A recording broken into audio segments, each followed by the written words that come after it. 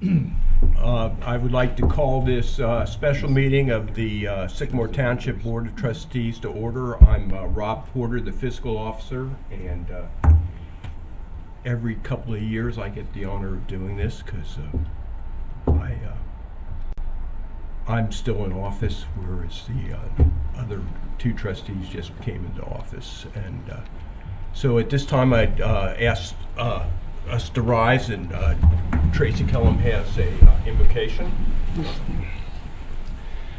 Heavenly Father, we thank you for helping us make it through a difficult year. And as we start this new year, Lord, we pray that your Spirit will lead us in every step we take. We pray for your wisdom, Lord, and ask that you guide us in every decision that we make this year. We ask that you smile upon our lives, our families, and our township. Our desire above all else is for your will to be done, Father. And we ask that you help us keep our focus first on you and not on ourselves. It's in Jesus' name we pray. Amen. Amen. Please join me in the Pledge of Allegiance.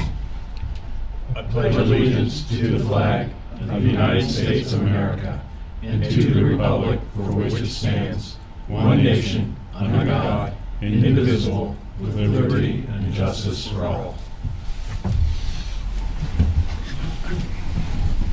Since I rarely get this opportunity, I'm going to use it to welcome Tracy Swegman to the Board of Trustees. As you all know, I supported her very heavily during the campaign and was very pleased to see that the voters agreed with us on the on her qualifications. And it's a pleasure to welcome you to the Board of Trustees. Thank you.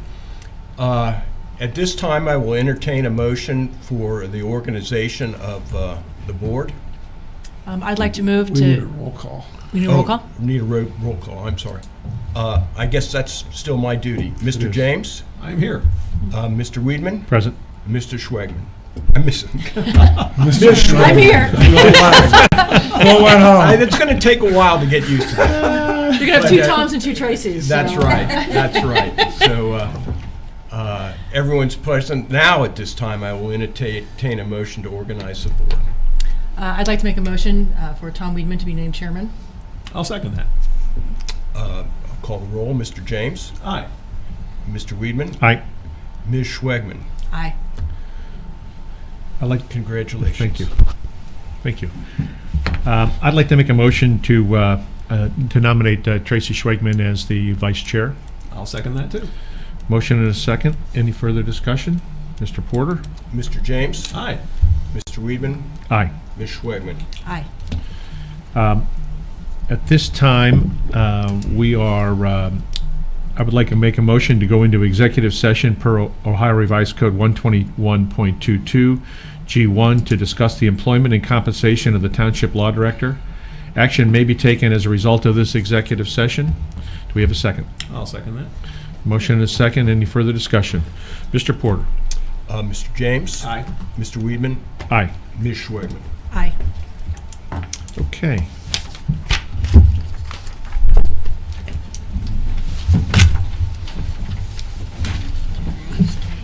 Yeah, we just stay here. Unless you want to go back.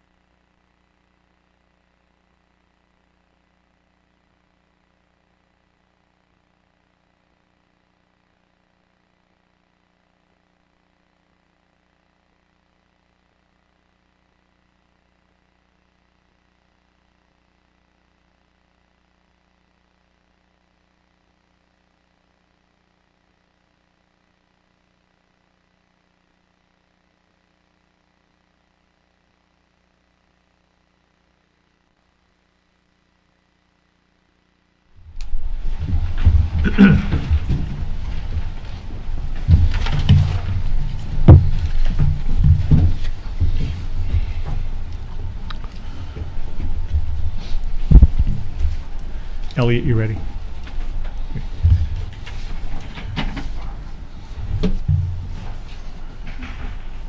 Okay, we are back in back from executive session at 10:53. Mr. Porter, Mr. James? I'm here. Mr. Weedman? present. Ms. Schwegman? Here. Okay, do we have any action from the executive session?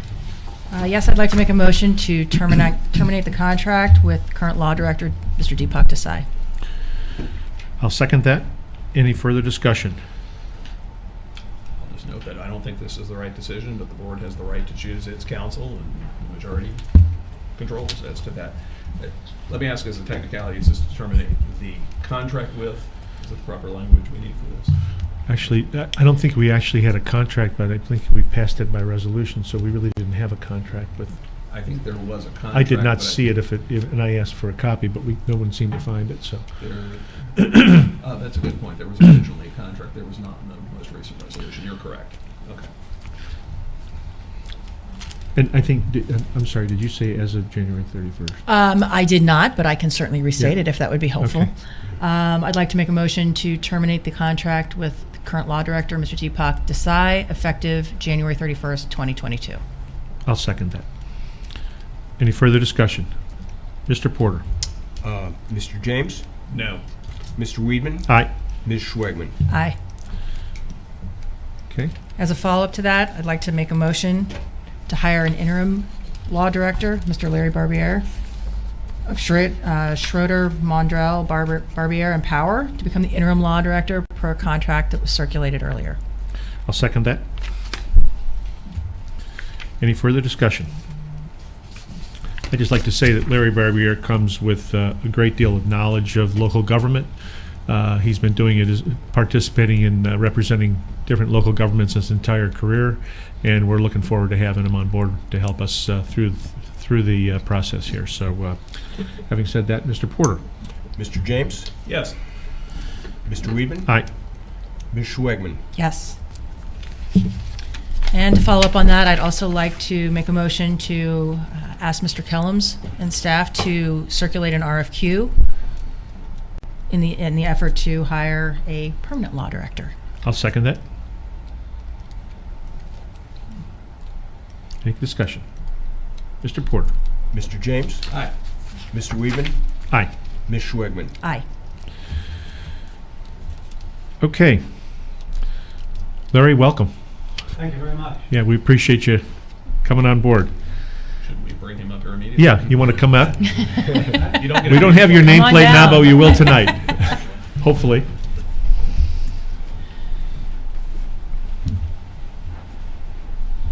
No, they actually do. Oh, Oh, nice. Well, how about that? wow. It's just printed out. Very nice. Not off the print. Tracy, you were very efficient sometimes. That's good. Tom James. Nice to meet you all. Okay, next item on the agenda is the accounting software, a discussion of UAN Buck software. I've asked, as many know, this has been a kind of very controversial situation we've had in the township over the last year. And I have asked those people who are most engaged and most use the software the most to come and speak to us today. I have Chief here. I have Debbie Campbell here. Tracy Kellums is here. And of course, Rob Porter, our fiscal officer. So I'd like to just kind of go through a discussion of this software to get a little better understanding by the board of the pros and cons of the switch we made from Bucks to UAN. So, Chief, I think you have a PowerPoint. Is that correct? Yeah. Maybe if you can just put that up. Exit out of that for a second and go to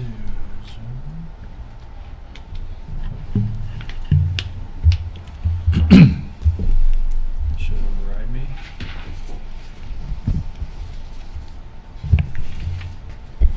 There you go.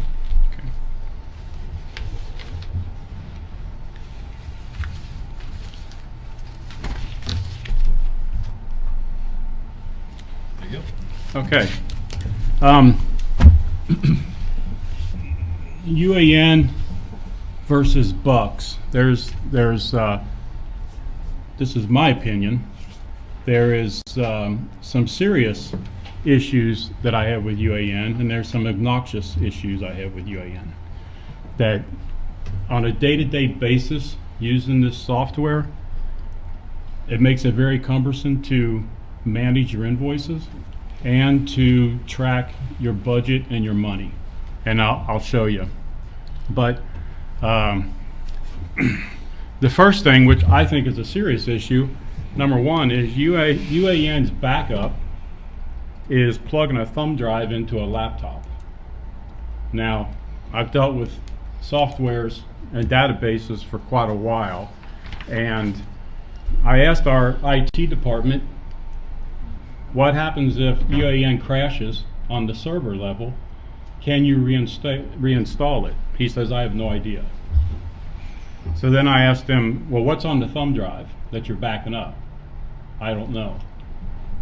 So then I say, well, a database is a pretty large program to store on a USB drive.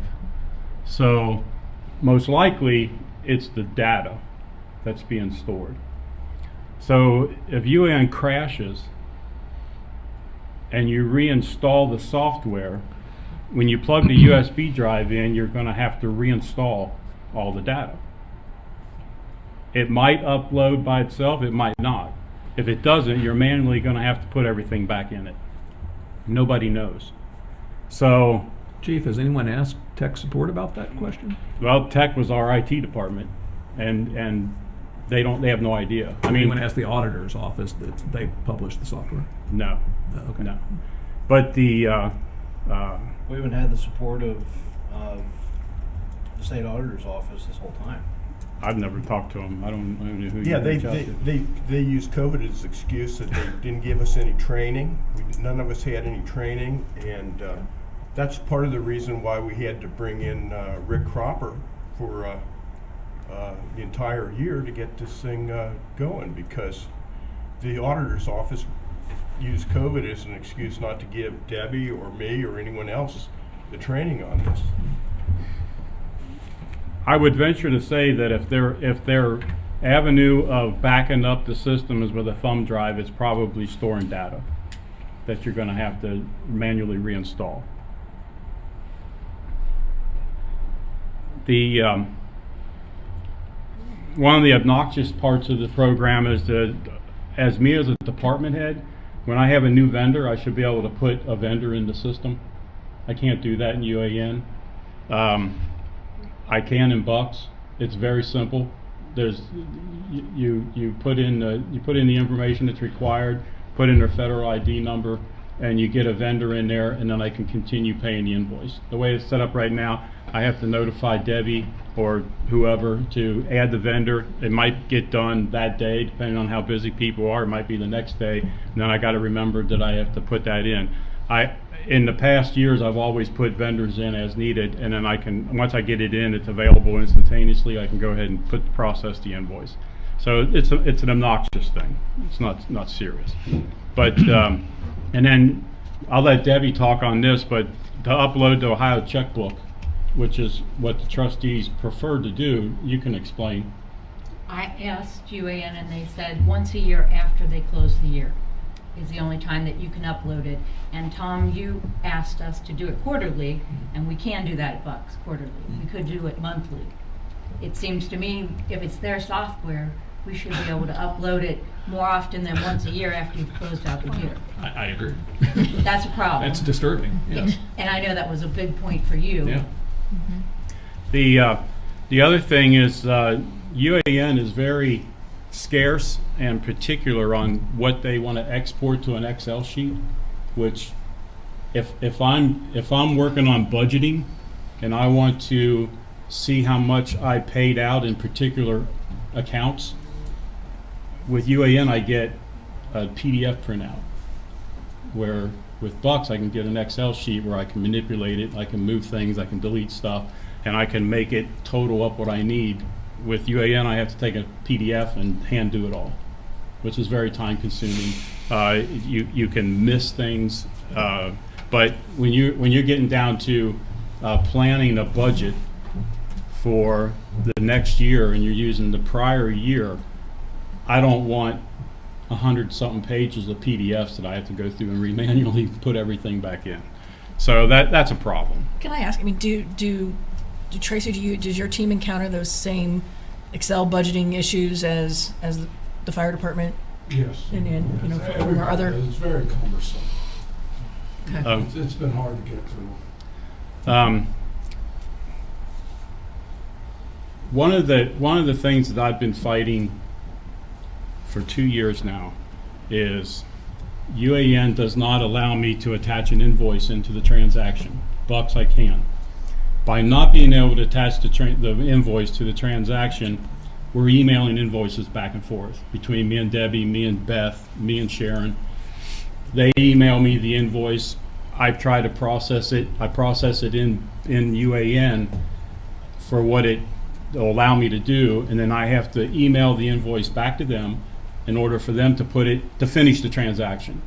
But what it boils down to with Bucks, if I receive an invoice, I can process that invoice all the way to where she hits a button to cut the check. With UAN, I have to create a requisition, email her the invoice, and then she has to create the PO, the payment, and then attach the invoice. So it's going through multiple hands, and because of that reason, I've had 28 invoices just last year that didn't get paid because it got mixed up, deleted by mistake, or just didn't see it in an email. When you're getting hundreds of emails a day, one of them shouldn't be an invoice that needs to be paid to a vendor. And that's your main pathway to how we pay bills. Is emailing invoices back and forth. I'm not crazy about that. I had, which is an example at the bottom, I had 18 vendors last year that sent me past due invoices. And what really becomes aggravating is it's very, very difficult to go into UAN to see if it was paid. And I'll show that. But with Bucks here, when I put in an invoice for a transaction to pay it, first I get the invoice number, where I have to put the invoice number in. So it has to be there. The second thing it does is it'll show me how much money is in the account that I'm taking the money out of.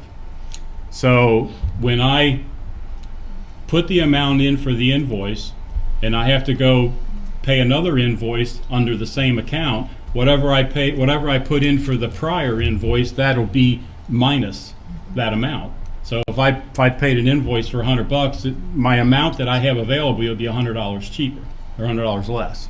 When I go into UAN, my total in my account does not change until she cuts the checks. So I can go, if we got a trustees meeting that goes 3-week span, I got the same number that I'm looking at how much I have in an account for 3 weeks. So I almost have to create my miniature check register and subtract it myself in order to figure out if I'm gonna overkick the system here. And it's still not 100% because some invoices Debbie pays it and some I pay, depending on if it's something that has to do with the building or phone or utilities or something like that. So my register not even going to be 100% because she took money out of it to pay something and it doesn't go. If I go into the account on Bucks, I can see what's in there. And this becomes very troubling when you get into October and November when your funds are down to where you have to say, okay, I'm going to use the last $250 in that account, pay $250 of that invoice, and then I'll go to another account and pay the rest. Right. Forget it in UAN. It's not going to happen because you'd have no idea what's in there. That has been a big problem for everybody. It has. That one right there. Chief, are you able to cut duplicate checks? Oh yeah. Well, I'll get to that. Okay. I went into Bucks and I put an invoice number in that I was going to do to create a payment. And it was an invoice number that I knew I'd already put in. And as soon as I put it in, I get the warning there that says this invoice number already exists. So boom, it's over. I know it's in there. I don't have to do anything. In UAN, I can pay the same invoice 100 times. because it does not flag you that it's been paid. We have paid. We've I've paid. gotten invoices, I've gotten statements from vendors before that says you got a credit. And I'm like, what? And then come to find out, we paid it more than once. And Debbie has more access to UAN to determine this stuff, but we don't sit next to each other. And I pay the invoices. So I should be able to monitor this and make the decision on whether or not it's been paid, rather than processing something bogus and have her clean it up. That's not the way you do business. And that's what we're doing right now. So, so also in Bucks, we've created a folder that gives us a pathway that we can insert the actual invoice into the transaction. So when I put this transaction in and Debbie opens it up to look at it, she can hit view and the invoice will come right up.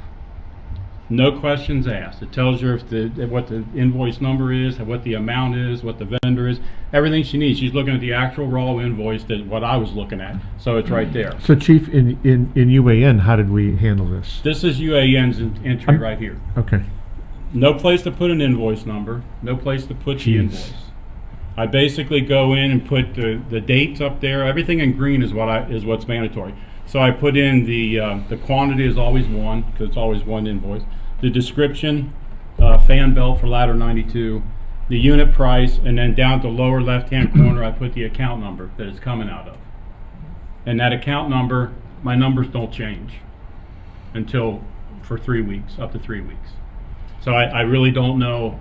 I really don't know if I have enough money in that account to pay the bill or not. And when he puts something into that bottom left hand, all your line items will come out. It has a dollar amount at the side that tells you how much money you can spend. But that number's not necessarily right. It's never right. Because The only date, the only date that number is right is the day after a trustees meeting, Right. when she pays the bills and we haven't got any invoices in there yet. Once you start paying invoices and we start putting that in, the number starts changing automatically, because she's paying stuff and the number doesn't go down until the next check. Right. So with Very UAN, obnoxious. you can't put in an invoice number. You can't attach the invoice to this. You're payment seeing it, record. right? This is what I see right here. That's what I see. You can put an invoice number in when you pay it. He's talking about the requisition to request a PO. Right. Right. So he can't attach to say to me, this is for this invoice. So say there's 3 of us or 2 of It us shouldn't putting be that in. hard. It's Well, very difficult. And again, it goes back to allowing me to create this whole process possibly 20, 30 times in a day for invoices, and then she has to clean it up. Because she's going to say, well, that invoice is already in, I'll delete that transaction. This invoice is already in, I'll delete that transaction. So I have no way of knowing, and I can't make it right. I just throw them in there. And then she has to decipher whether or not it's a bogus invoice or a good invoice based on the number, or if it's already been paid or whatever. And we've dealt with this how many times throughout the year? Over and over and over. I'll call her and say, Debbie, did we pay this? Well, I don't know, let me look. You know, I mean, we shouldn't have to run that way. You can't run a business that way. So it sounds like everybody has had quite a bit of experience dealing with these two systems over the last couple of years, but look, this is a township with significant revenue, significant expenses, fairly complex business activities that we undertake. Is UAN sophisticated enough to handle what we do on a day-to-day basis? My position has always been that it is not. UAN was set up for smaller townships that didn't have the funds, the number of transactions, etc. that we have. From the very beginning, I did not want to go on UAN. In fact, I filed a lawsuit to prevent it.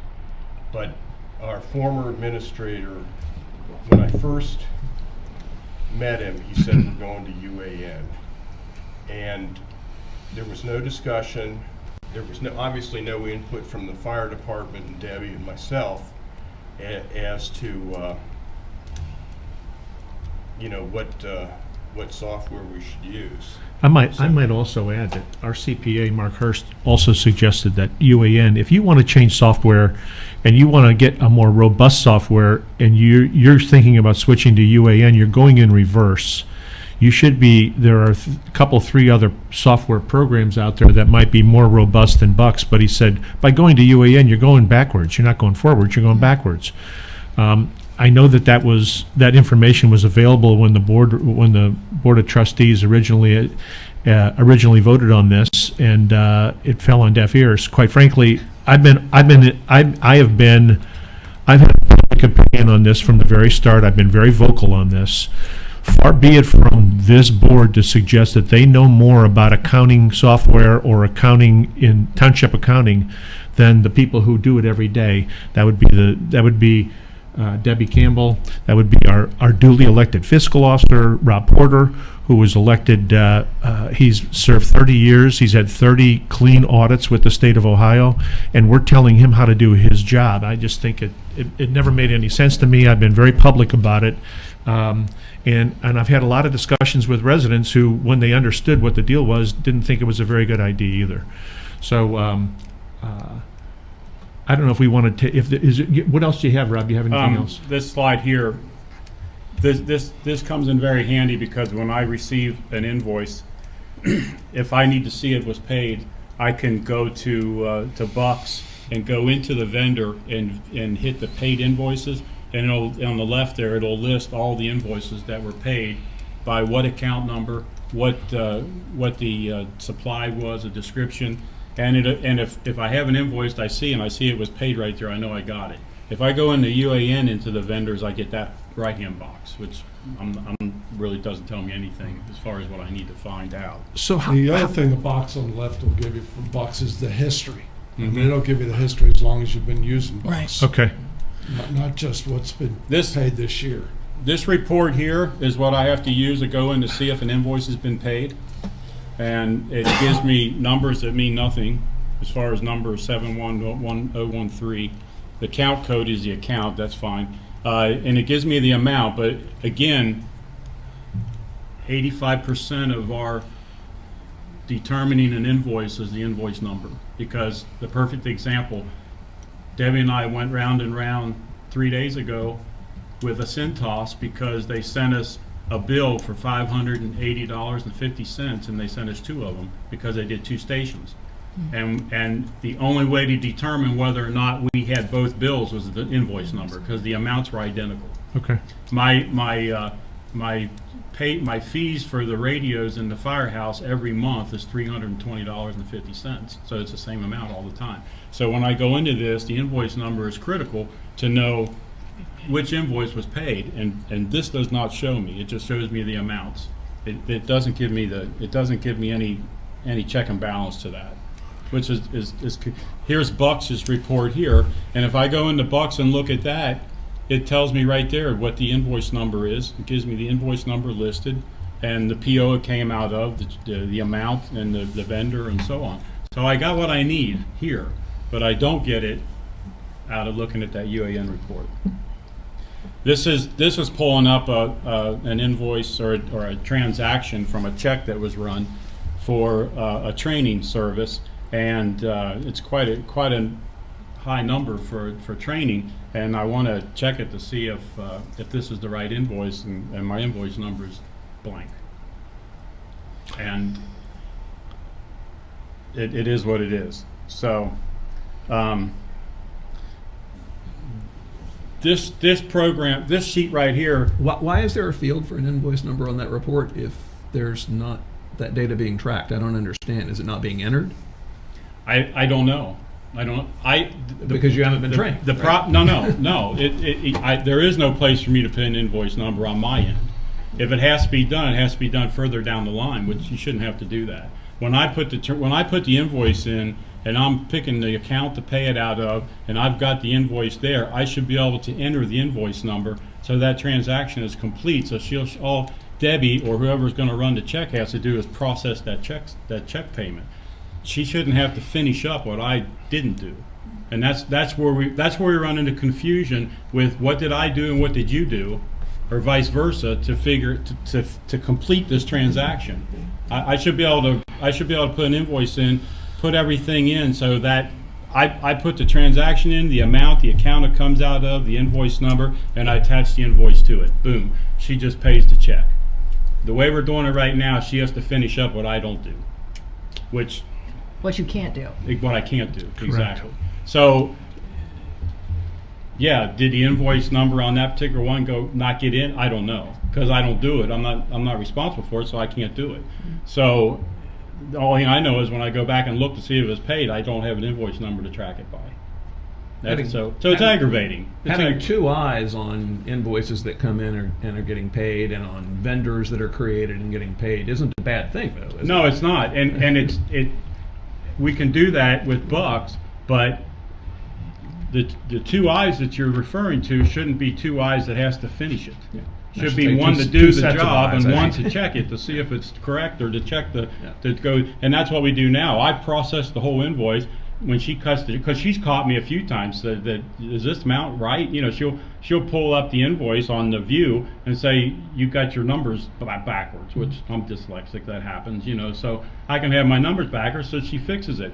With UAN, it's like she has to finish up what I couldn't do at the beginning. So it's very obnoxious, and sometimes I think that's where we end up having past due invoices, because the transaction doesn't go through because we're not on the same communication here with finishing out that transaction. Yeah, Tom, I think to your point, I mean, two sets of eyes are good and fine and appropriate, but it seems wholly unnecessary to have That's multiple correct. people.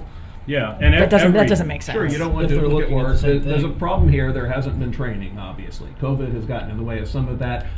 Frankly, the politics of this whole darned accounting system has gotten in the way of all of it, too. So it may well do some of these things and nobody knows it. But for a system to work and be deployed right, staff has to be trained on it and has to be behind it. And for a variety of reasons, it's not working here. So I understand there's a desire to Debbie, change that. I don't care what accounting system we use, as long as it tracks our money correctly. Right. It is subject to audit controls, and it provides useful reports to the trustees, which we weren't getting out of Bucks was the problem. If we can get those reports out of Bucks, great. And we have some examples of that for you here Are there today. modules Excellent. within Happy to hear Bucks? it. Are there modules Because within we've Bucks all that will been allow us trained to? on Bucks, and there was not a problem. It was like we were looking for a solution to a problem that wasn't there. We did not have problem with Bucks before. I don't know why we had to change. And I mean, believe we may that. not have been trained on UAN, but we were trained on Bucks, and things were running smoothly for years. A couple of things that, to Mr. James's point, and that is that, you know, he said that we haven't been trained, but we've been paying a guy to come in here, and we've been paying him by the hour to train us. We've got over $100,000 invested in this guy in taxpayer money that we've gotten nothing for, quite frankly, because we can't even get through the system. I mean, we're going to keep him probably on to close the year, but beyond that, we got $100,000 invested in this guy in training that we still can't operate the UAN system to our benefit. So it really doesn't make a whole lot of sense to me. I mean, again, Well, we can beat this to death. I think the bottom line is we want to go back to Bucks. And the only reason we had UAN is because Ray came in and said that's what he was familiar with at Hamilton, in Hamilton Township. He wanted it, and there was no input like this from the people that run the system the whole time, and he didn't want to hear what I had to say. So I was against UAN from the beginning, because I've been around for 30 years. I've been listening to what people in other townships say. They always complain about UAN. But Ray was familiar with it at Hamilton Township. He wanted to use UAN, and that was, you know, there was no getting around that. There was more to it than that. And if I could finish the points I was trying to make here, though, again, I don't care what system we use. It seems the sense of the board is probably going to be to switch to the other one. I just want it to have integrity, be protected from fraud, audit trails, and to provide useful reports to the three of us who have a fiduciary duty to properly manage and administer the money of the township, as you keep the records for that, Rob. You don't use the software. You've said that publicly many Right. times. Staff does. I do have a concern, and I want to voice this, and that is that Why haven't we heard some of this before now? I mean, we've heard people are disgruntled with Ray, I Yes. understand, but hold on, if there are particulars as to problems with the software, for goodness sake, each of you are department heads. You have a board that you ultimately report to. If the administrator is in the way, whether it's Mr. Warwick, whether it's Mr. Kellums right now, or somebody else, for goodness sake, don't just say there's a problem, but come explain what the problem is like this. This is useful, Chief, and I appreciate this. Why didn't we hear this before and an emergency meeting essentially set up for this morning without anyone actually checking to make sure the trustees were all available for it before you said it? So, Well, I'm just venting about this. Yeah, but to answer your question- Let me, one more thing. If there's anything any department head has a concern about, bring it to all of the trustees, individually if you need to, or in a meeting if you need to, please, so we can make informed decisions. So, thank you. Go ahead, Chief. To answer your question, I did go to Ray 2 or 3 times on it. I even went to Ray before he bought it and said, because I looked over the program and I gave him suggestions on what kind of software to buy that would be a little more robust, even if they want to get away from bugs. And it was like, phew. And then when we started using this, I went and had a meeting with him about the concerns of the invoice number not being able to do it, the concern of past due invoices. I hand delivered the copies of every past due invoice that we had and said, this is nuts. And he said, after lunch, Rick Cropper will be here, we'll have a meeting. And I went in and talked, had a meeting with both of them, and I voiced concerns about it's not good to email invoices back and forth, they get lost. It's not good to be able to have this. And their answer to me was, print the invoice out, write the stuff on the invoice, and hand deliver it over here. Now that's going back 20 years. Bring that to the board, bring it to the Citizens Finance Committee. Those are professionals in the financial field. My who can my help boss advise was on it. Ray, and I tried to give him constructive exactly right, criticism on how to make it better, and it The Citizens that wasn't- Finance Committee was the one who recommended this software with the guidance of Ray Warwick. So to suggest that we might get this great information out of the Finance Committee, I'm not sure. We took their advice and we're in the hole here today. There was more to the decision to go to UAN than what each of you has described. It wasn't simply Mr. Ward came in and said, it's what I know, let's do it. I had a conversation with Mr. Hurst too. Mr. Hurst recommended that we could go to a super expensive accounting system that might be justified by the size enterprise we actually are, and that UAN was simpler in some ways and more sophisticated in other ways in terms of the reporting it provided. It's not as straightforward as you're going backward. But anyway, why are we dwelling on this now? My point is, look, if there's a problem, get around the politics of it. Come to the board if you need to, as to anything that happens to be there. If the board wants to move on, and it's clear you do, then fine, let's go back. Yeah, I think that at least some of the staff was concerned about retribution from our former administrator, which was a valid concern, and that's probably one of the reasons why it didn't come to the board directly or to the individual trustees. And so we've eliminated that concern now, and this body now is coming to us, this staff, and saying, yeah, we got a problem. And not to mention, it's the beginning of the year, we need to make the transition to Bucks rather quickly, and I think, I trust Rob, and Debbie, you're in place to do so? Yes. Yeah, good.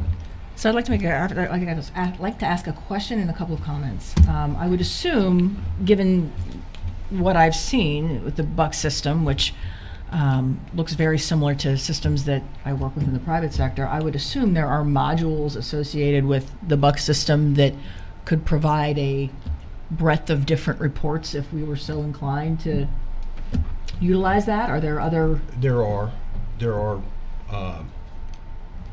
just about any report you would want, it can generate. Got it. I've presented that to the Citizens Finance Committee and to the Board of Trustees.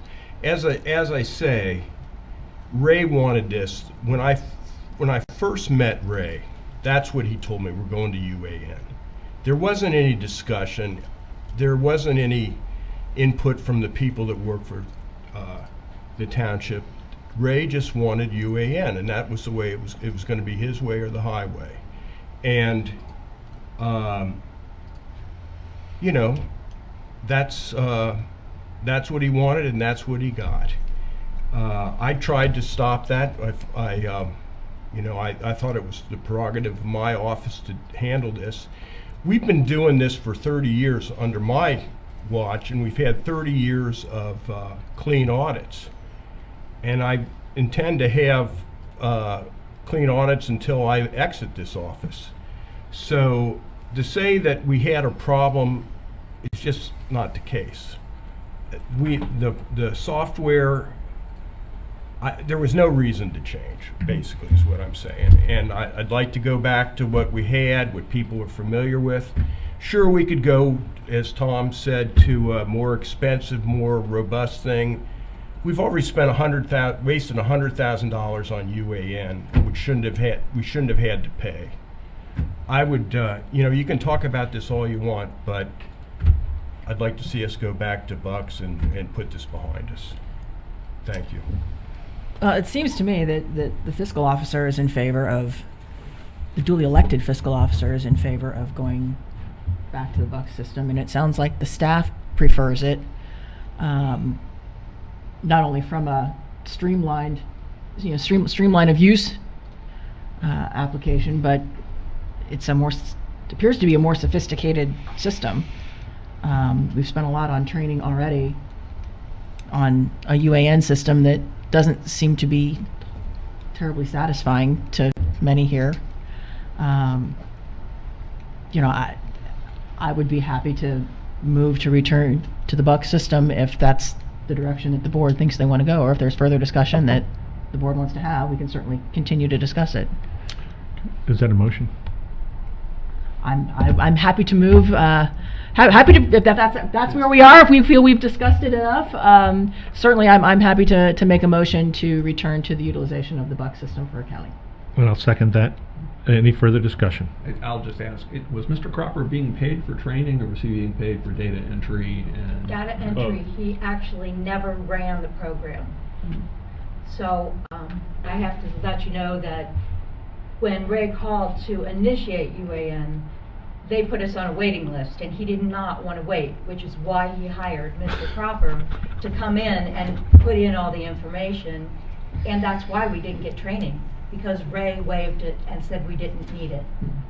I just want you to know that, There was Mr. Cropper's never run the program. He's only set it up. Okay, so he was not doing training, as Mr. Weedman kept saying, he was being paid to. He tried to train me but everything I asked, he'd say, let me figure that out, and I'll let you know. Okay, well, I just And want he to would. clarify. So there really wasn't That a was lot my of, training. there wasn't a lot of training. That was my training. Okay, he was data entry So you paid $100,000 for for 100 was. grand, And 100,000 then bucks. He would put in invoices which would not have invoice numbers. And you can see that all those were at the beginning of the time when he was putting in what I had already had in bucks through May. And those did not have invoice numbers, and it was really difficult to find things. And then on to June and July, till we figured it out. For the record, there are about 1,304 townships in the state of Ohio, and the auditor's office designed this software not for townships that are 20,000 or residents or more, like Sycamore Township, which are only about, I think, 38, maybe 39 in Ohio that are 20,000 or more. It was designed as a plug-and-play program for townships that are 300, where the trustees might also be doing the data entry, or plowing the snow, or whatever they might be doing. That's what it was designed for. It was a plug-and-play program.